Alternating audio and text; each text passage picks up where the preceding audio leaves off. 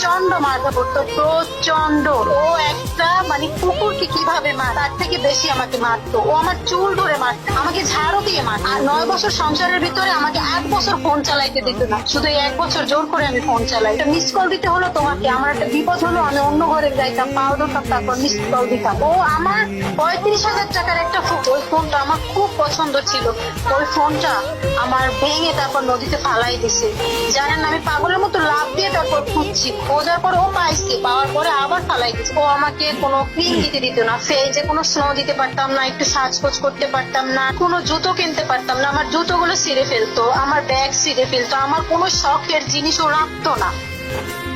একবার কি হয়েছে জানেন, আমি গ্রুপ লাগ করছি, এই জন্য আমার বুড়ো কি দিয়ে জানেন, ওই কি বলে নখ কাটা মেশিন আছে না, ওই মেশিন দিয়ে আমার বুড়ো গুলো সব একদম কেটে দিছিল। চোরের মতো লাগছিল। ভাই আমার মাফ করে দেন ভাই।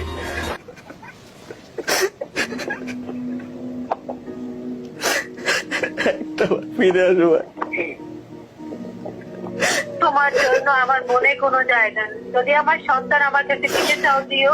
আরেকটা কথা হচ্ছে, যদি আমার সন্তান বড় হয়ে ওর মনে থাকে সবকিছু, ওর মায়ের সাথে কি কি হয়েছে, তাহলে আমার কাছে অবশ্যই থাকবে। কিন্তু আমি মরে গেলেও তোমার কাছে ফিরবো না। আমাকে তুমি ক্ষমা করে দিও।